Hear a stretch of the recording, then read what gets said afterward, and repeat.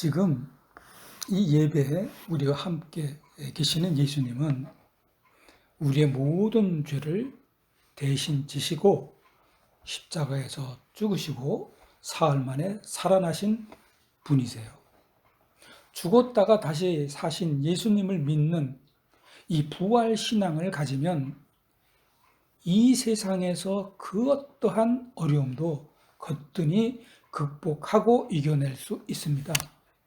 여러분, 우리 믿음의 선조들은 이 부활 신앙으로 자신들의 신앙을 지켜냈어요.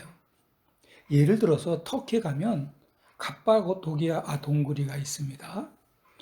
그곳은 신앙을 지키기 위해서 예수님을 믿는 사람들이 그 동굴에 살았어요. 너무나 미로로 만들어 놓았기 때문에 로마 군인들이 들어와서 다시는 못 나갈 정도였습니다. 그러니 로마 군인들이 들어오질 못했죠. 그런 동굴에서 어떤 아이는 그곳에서 태어나서 그곳에서 살았다고 합니다. 또 로마의 엄청난 박해 때는 아이를 품에 안고 사자굴에 던져진 어머니가 이렇게 말하면서 순교했습니다.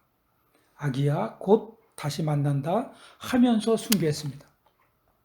이런 엄청난 힘을 가진 부활 신앙을 최초로 갖게 된 막달라 마리아의 이야기를 지금 말씀을 전하겠습니다. 마태복음 28장 1절입니다. 안식일이 다 지나고 안식 후 첫날이 되려는 새벽에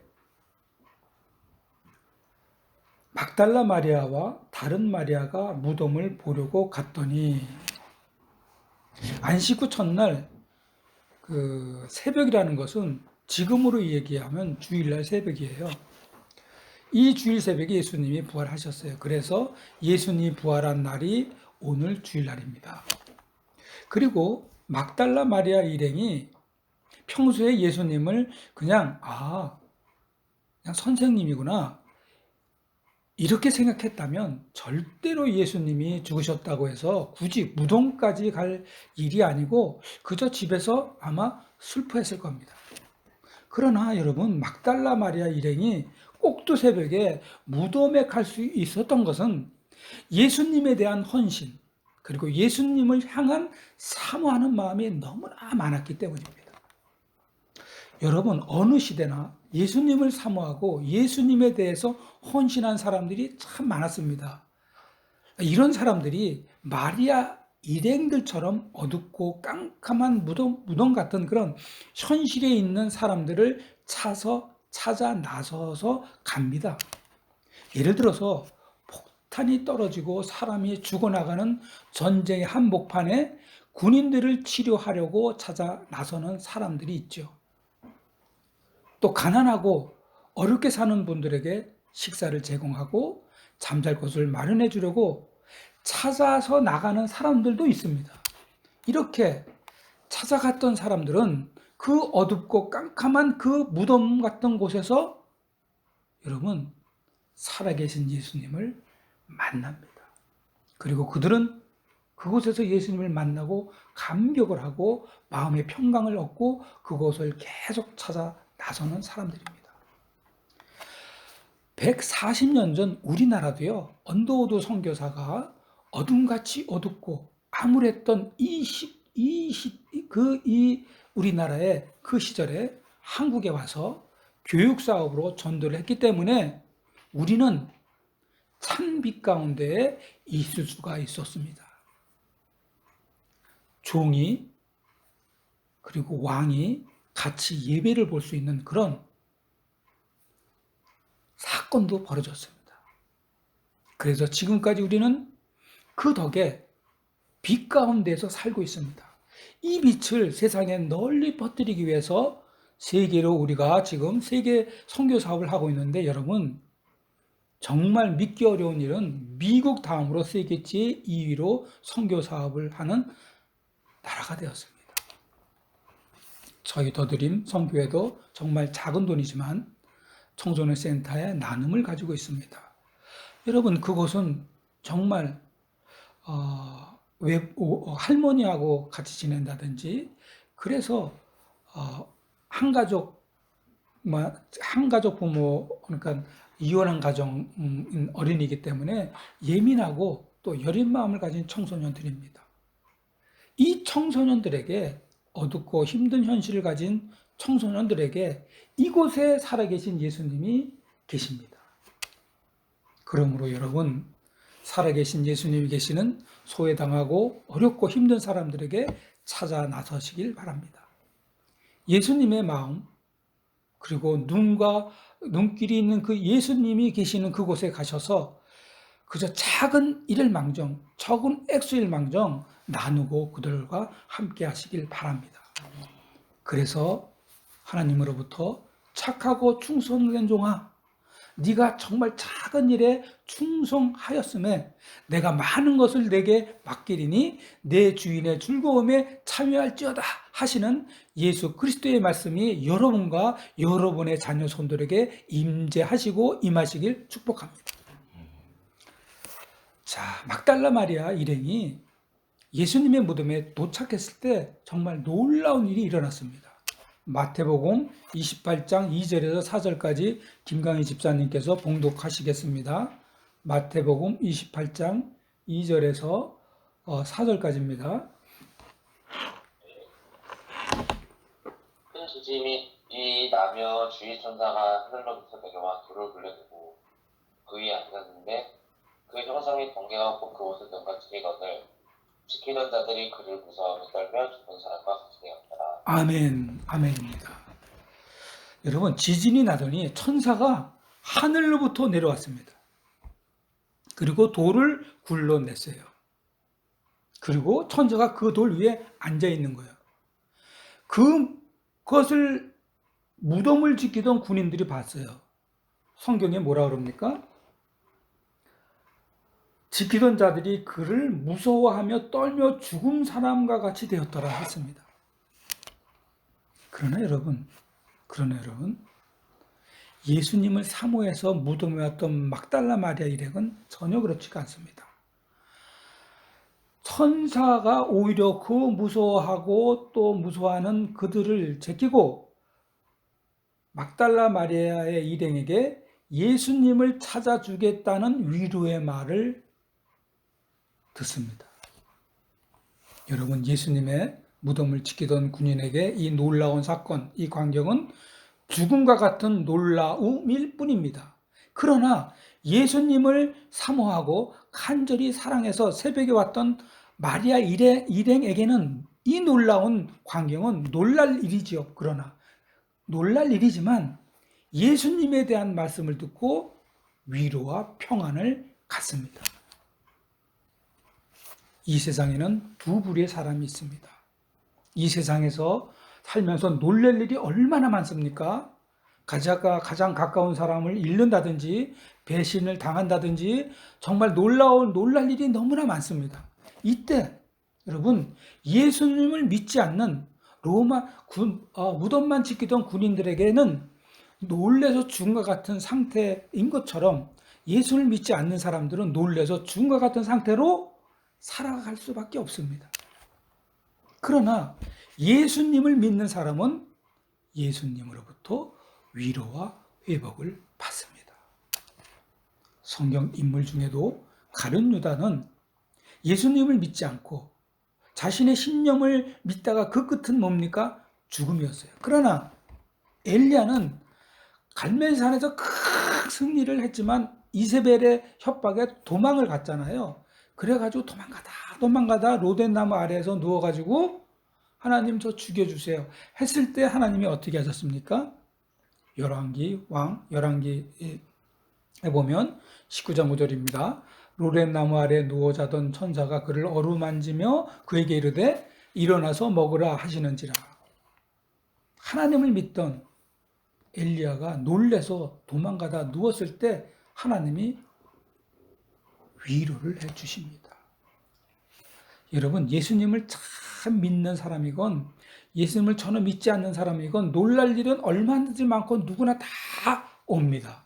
그러나 우리는 아무리 놀랄 일이 생기더라도 우리에게 우리를 위로해 주시고 회복해 주시는 부활하셔서 성령님으로 항상 우리를 인도하시고 보호해 주시는 예수님이 계십니다.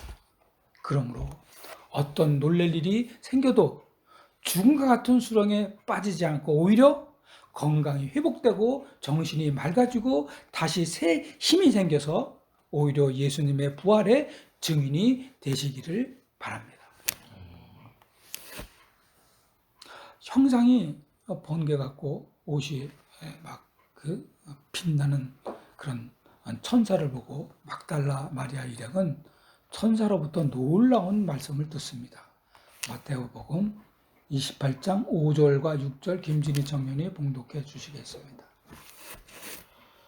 천사가 여자들에게 말하여 이르되 너희는 무서워하지 말라. 십자가에 못 박히신 예수를 너희가 찾는 줄을 내가 아노라. 그가 여기 계시지 않고 그가 말씀하시던 대로 살아나셨느니라. 와서 그가 누우셨던 곳을 보라. 아멘. 천사로부터 받은 놀라운 말씀은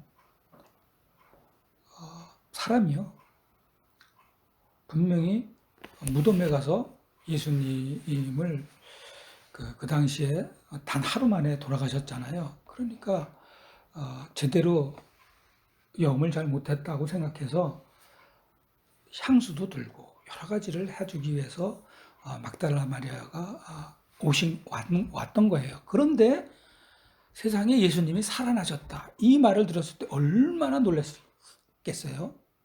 그리고 더 놀라운 말씀은 살아계신 예수님께서 제자들과 갈릴리에서 만날 것이라는 이 말씀에 그 말을 전달을 들은 거예요.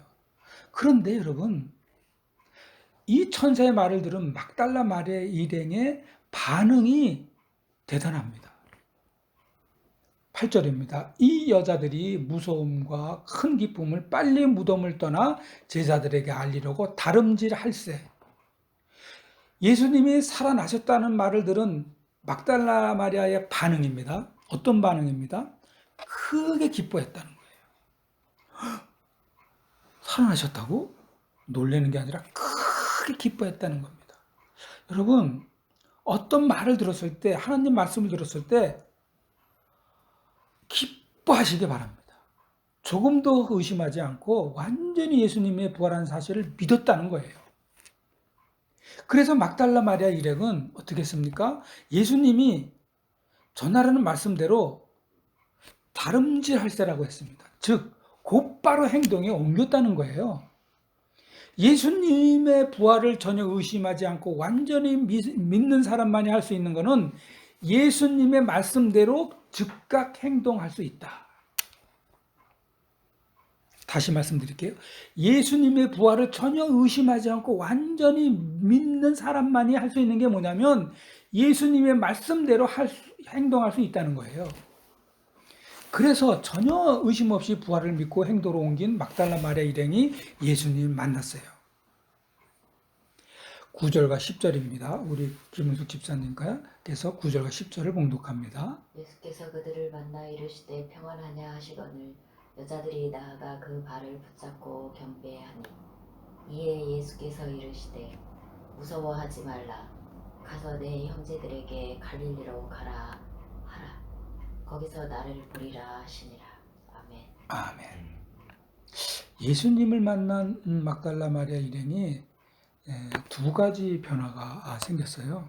첫째가 뭐냐면 막달라 마리아 일행들이 부활의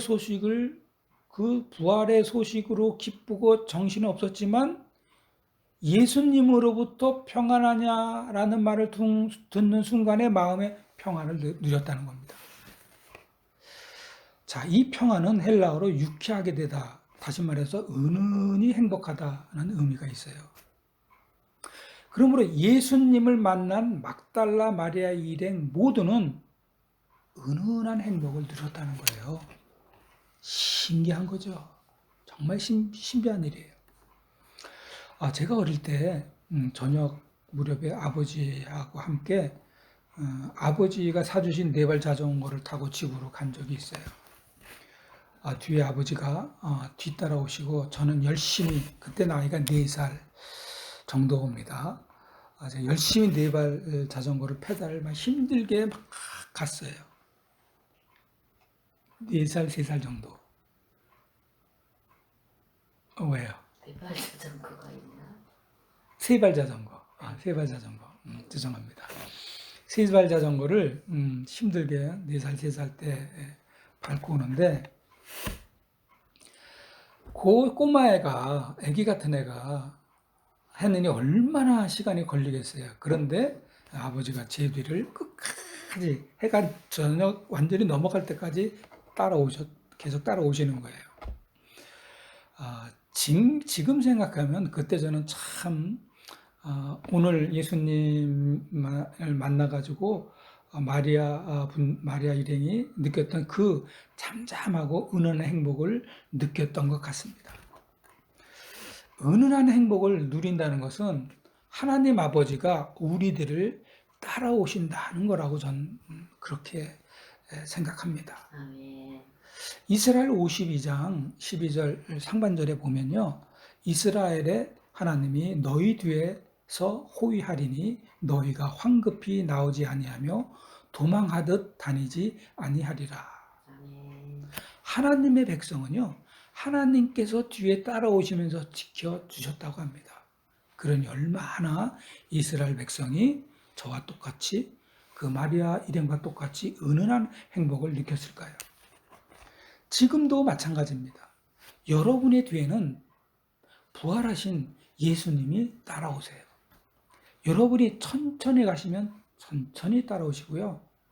빨리 가면 빨리 따라오십니다. 혹시 잘못 가면 인도해 주시고요. 여러분, 특히 지금 목표를 향해 열심히 사시는 분이 계십니다. 취업 준비, 그 다음에 영업을 하시는 분. 이렇게 열심히 일하는 분이 계시는데 뒤에 부활하신 예수님이 계십니다. 서둘지 마세요. 황급히 나오지도 마세요. 도망치듯 달아날 일도 없습니다. 오직 뒤에 계시는 부활하신 예수님을 신뢰하면서 그 누구도 누릴 수 없는, 이 세상에 아무도 누릴 수 없는 은은한 행복을 누리면서 사시길 바랍니다. 아멘. 그러나 여러분, 참 묘한 것이 예수님이 부활하셨을 때 예수님의 무덤을 지켰던 군인들 중 일부 중에 부활하신 장면을 대제사장에게 알립니다. 자, 이 사람들이 왜 대제사장에게 갔는지 그 의도가 의심스럽죠. 이 소식을 들은 대제사장은 군인들에게 제자들이 밤에 와서 우리가 잘 때 그들이 도둑질했다고 말을 하라고 하면서 많은 돈을 줬다고 합니다. 한두 푼이 아닌 것 같아요. 성경에 보면 많은 돈을 줬다고 합니다. 그리고 15절에 보면 군인들이 돈을 받고 가르친 대로 하였으니 이 말이 오늘까지 유대인 가운데 두루 퍼지니라. 군인들이 돈을 받았을 때 돈은 군인들의 양심을 팔기에 충분했습니다. 그리고 돈은 거짓을 말하는데 주저하지 않게 했습니다. 돈은 부활하신 예수님을 다시 무덤 속에 넣을 수도 있었습니다. 결국 돈은 하나님의 역사를 없애려고 했던 것입니다. 여러분, 세상에서 돈은 그 위력이 대단합니다. 거짓을 낳고 양심을 팔고 결국 하나님도 없앱니다. 이렇게 돈이라는 것은 정말 뜬금없이, 아니 의도이시 나타나서 세상의 일들을 뒤틀게 하고 결국 하나님의 역사도 왜곡시킵니다. 그러나 여러분, 그런 의도를 가지고 나타난 돈을 주님은 악하게 사용하지 않고 좋게 사용하라고 하십니다. 왜요? 모든 것은 하나님으로부터 왔기 때문입니다. 특히 돈은 하나님으로부터 왔습니다. 돈으로 가난한 사람을 돕는데 사용하세요. 부모님을 모시는데 사용하시고요. 자녀를 양육하는데 사용하세요. 나쁜 돈, 아까 같이 그 군인이 받은 그런 돈을 가지고 자녀에게 준다면 그 돈이 독약이 아니겠습니까? 그러나 하나님이 주신 돈을 가지고 자녀를 양육하는 데 사용하세요. 이 모든 사용처는 하나님의 나라를 위해서 사용되는 것입니다. 대제사장들이 돈을 사용해서 군인들을 매수하여 예수님의 시체를 제자들이 가져갔다고 거짓말을 하는 그 시간에 이미 11제자들은 예수님이 지시한 갈릴리에 있는 산으로 출발합니다. 16절입니다. 11제자가 갈릴리에 가서 예수님께서 지시하신 산에 이르러. 여러분 잘 들어보세요. 군인들이 거짓을 말하건 세상 사람들에게 사기를 치건 어떻든 간에 예수님의 사역은 계속 이루어집니다. 예수님의 사역은 지금까지 계속 이어집니다. 그러므로 여러분은 세상의 거짓 속에 속아 넘어가지 마십시오. 제자들처럼 예수님이 지시한 것에 순종해서 믿음을 굳건하게 지키시길 바랍니다. 갈릴리에 도착한 제자들은요, 예수님께서 지시한 산에 도착해서 예수님을 뵙자마자 다들 반가움과 놀라움으로 예수님을 경배합니다. 마태복음 28장 18절에서 20절까지를 우리 김진희 청년께서 봉독합니다. 예수께서 나와 말씀하여 이르시되 하늘과 땅의 모든 권세를 내게 주셨으니 그러므로 너희는 가서 모든 민족을 제자로 삼아 아버지와 아들과 성령의 이름으로 세례를 베풀고 내가 너희에게 분부한 모든 것을 가르쳐 지키게 하라. 볼지어다 내가 세상 끝날까지 너희와 함께 항상 함께 있으리라 하시니라. 아멘, 아멘입니다. 예수님은요, 제자들에게 하늘과 땅의 모든 권세를 받았기 때문에 세상의 모든 사람들을 제자로 삼으라고 하셨습니다. 그리고 성부와 성자와 성령의 이름으로 세례를 베풀라고 하셨습니다. 그리고 예수님의 말씀을 가르치고 그것을 삶에서 행하라고 하셨습니다. 그러시면서 가장 중요한 이야기를 하기 위해서 볼지어다 이렇게 말씀하십니다. 자, 볼지어다 헬라어로 원문으로 지역하면요, 나를 주목해 보라입니다. 그러면서 하신 말씀입니다. 여러분, 자, 예수님이 하신 말씀대로 예수님이 하신 말씀을 주목해 보세요. 내가 세상 끝날까지 항상 너희와 함께 있을 것이다 입니다. 여러분, 오늘도 부활하신 예수님은 우리와 함께 하십니다. 아멘. 이것이 바로 믿음입니다. 제자들처럼 부활하신 예수님의 지시에 따르는 것이 믿음입니다. 제자들처럼 부활하신 예수님의 말씀대로 살다가 삶에서 순교하는 것도 믿음입니다. 나는 부활이요 생명이니 나를 믿는 자는 죽어도 살겠고 무릇 살아서 나를 믿는 자는 영원히 죽지 아니한다 말씀하셨습니다. 그러므로 사랑하는 성도 여러분, 세상 사람들의 끝은 죽음이지만 살아서 주님을 믿고 사는 여러분의 끝은 결국 승리입니다. 그러므로 어떤 어려움 속에 있다 하더라도 낙심하지 말고 죽음을 이기시고 부활하신 예수님과 함께 믿음을 지키며 사시는 여러분 되시길 주님의 이름으로 축원합니다. 다 같이 기도하겠습니다. 하나님, 부활하신 예수님께서 세상 끝날까지 우리와 함께 하신다고 말씀해 주셨습니다. 제자들도 주님과 함께 했기 때문에 두려움 속에 있음에도 불구하고 오히려 사명을 감당한 것처럼 우리도 주님과 함께하여 이 세상에서 우리가 맡은 각자의 사명을 잘 감당하며 살아가게 하여 주시옵소서. 예수님의 이름으로 기도합니다. 아멘.